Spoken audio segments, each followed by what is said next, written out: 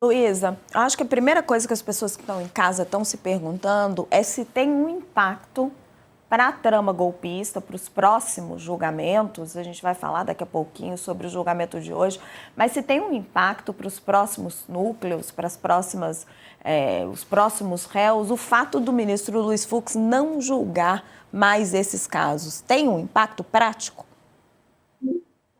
De ordem prática, não. A maioria já estava formada, né? O voto do ministro Fux foi um voto isolado, que não justificava nem a interposição de embargos infringentes, porque teria necessidade de pelo menos 2 votos nesse sentido. Então, na verdade, né, acho que perde-se só o argumento retórico de que houve um voto favorável à defesa, né, que não foi uma votação unânime, mas, do ponto de vista prático, segue a mesma coisa. Mas e para as próximas turmas? Você votar apenas com 4 ministros, até que o próximo ministro seja indicado por Lula. O fato da turma ficar desfalcada muda alguma coisa, Luísa?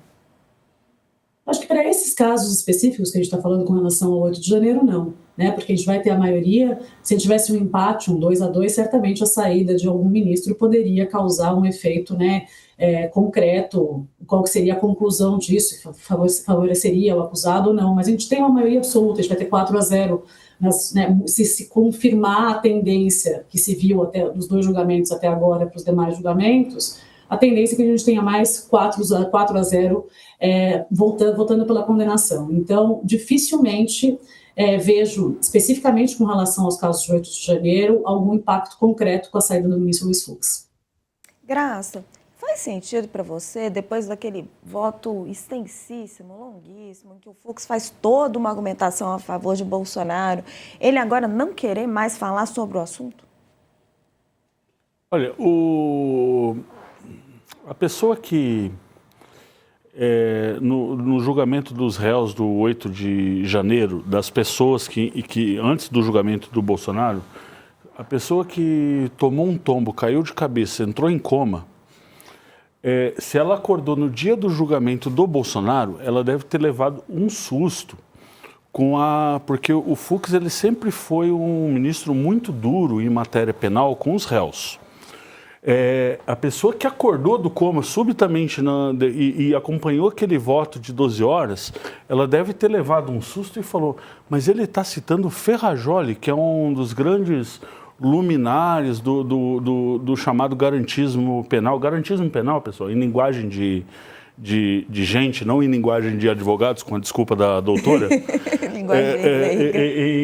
em linguagem vernácula, em linguagem comum, garantismo é uma corrente filosófica dentro do direito que valoriza e enfatiza a garantia dos direitos constitucionais das pessoas que são acusadas de crime. Isso é importante, isso é civilizatório. Mas o susto que a pessoa deve ter levado ao comparar o Fux do 8 de janeiro julgando pessoas anônimas metidas ali no 8 de janeiro com o julgamento do Bolsonaro, esse susto ela já tomou. O voto de hoje, por exemplo, não é surpreendente, ele acompanha essa linha do que alguns ministros falam em off, assim, com alguma ironia dessas novas preocupações do ministro Fux em matéria de garantismo penal.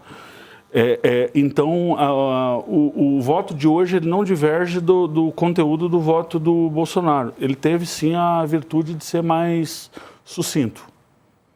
Doutora, quer falar alguma coisa que a doutora estava acompanhando com a cabeça? Quando quiser nos interromper, doutora Luísa, pode entrar na conversa. Né, eu acho que a questão do voto do Fux, o que realmente surpreende é a divergência, não é nem o conteúdo, porque o conteúdo, em muitos pontos, ele reflete uma preocupação absolutamente salutar para a defesa, enfim, enquanto sociedade mesmo, né? Esse garantismo, ele é importante para que os acusados tenham, enfim, vez, tenham voz e que o judiciário não se transforme numa máquina de moer gente. Mas o que causou muita estranheza e causou tanta repercussão do voto do ministro Fux não foi nem tanto o conteúdo, foi a divergência, a incompatibilidade com o histórico do ministro, que sempre foi um ministro, de fato, muitíssimo duro. Muito pouco apegado ao garantismo, enfim, a ideia de que os acusados, ainda que de crimes graves, têm que ter seus direitos, suas garantias preservadas. Então, acho que o fervor que se trouxe talvez não tivesse sido tão grande se esse voto tivesse vindo da boca de outro ministro. Mas ele realmente, mostrando o histórico do ministro, se torna um pouco difícil a compreensão, porque nesse momento tem havido essa mudança súbita de entendimento com relação a direitos. De novo, são questões super importantes que foram abordadas por ele e que merecem reflexão, porque o julgamento foi importantíssimo do ponto de vista de Estado democrático, de preservação de instituições, mas ele merece críticas em alguns pontos, e o voto do ministro Fux traz luz a isso. Mas eu acho que o que trouxe todo esse clamor foi que é uma coisa realmente muito incompatível com o histórico dele. E talvez na segunda turma, que é uma turma mais garantista do que a primeira turma, tradicionalmente mais garantista, quem sabe essa nova versão de Fux, se predominar, vai encontrar mais espaço e mais conforto para prevalecer. É o que a gente espera, pelo menos enquanto defesa, que de fato isso não tenha sido um rompante garantista, que se reflita nos casos futuros. E, Carla, a divergência dele divergência, o entreveiro dele com o Gilmar, agora vão ficar os dois lado a lado na segunda turma. Será que ele pediu para ir para a segunda turma para ficar lá do ladinho do Gilmar Mendes? Ou seja... Estou brincando, tá? Evidente que não.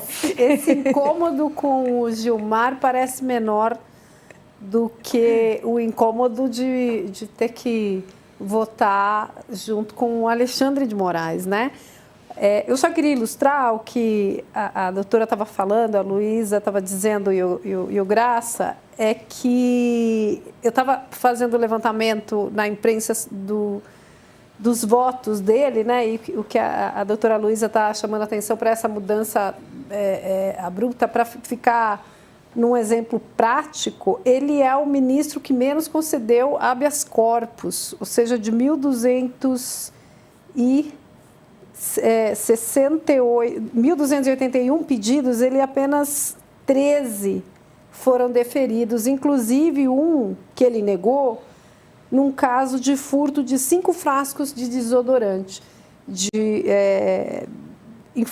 do réu. O que chama atenção é quando a gente tem um caso como esse de tentativa de golpe, em que inclusive havia um plano de assassinato de autoridades, ele vê menos gravidade, ou pelo menos a balança dele é muito estranha. Não dá para negar toda essa postura. A gente estava, o Graça citou o Ferrajoli, o nome dele.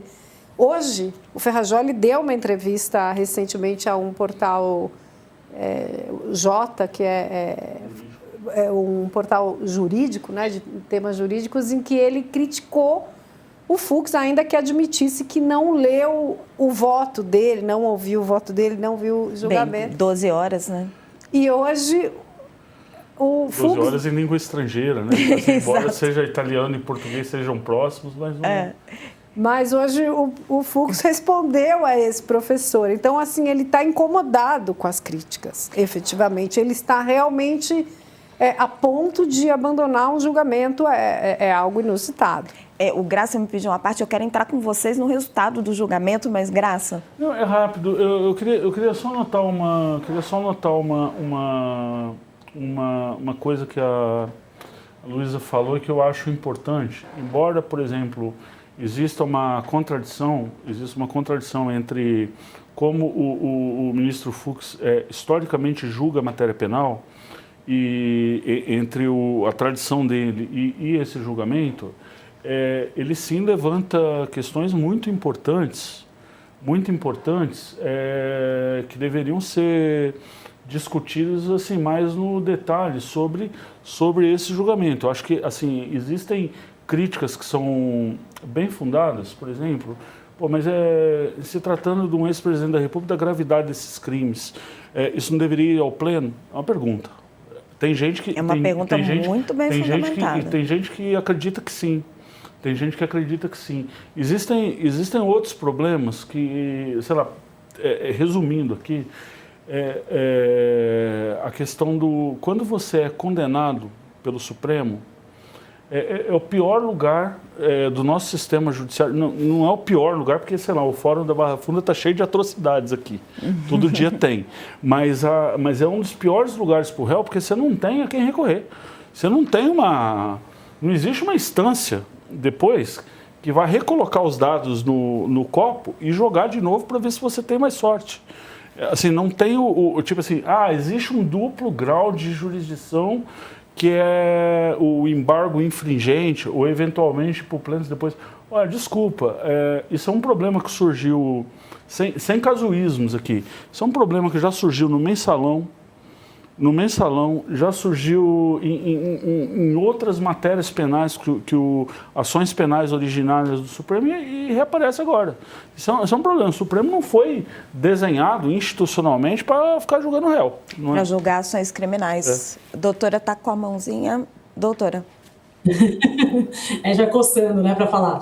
Eu acho que, fazendo um pouco coro que está dizendo Graça, eu acho que tem questões, não só a competência do plenário, em razão da relevância da matéria, isso já foi dos próprios vai e vens que o Supremo faz sobre isso, né, porque é pautado um pouco, sim, no casuísmo, que é muito ruim, quando vai ser julgado pela turma, quando vai ser julgado pelo pleno, né, apesar de existir regulamentação no próprio regimento interno do Supremo sobre esse tema, a gente já viu muitas vezes o Supremo mudar de posição ali um pouco de acordo com o caso que está sendo pautado.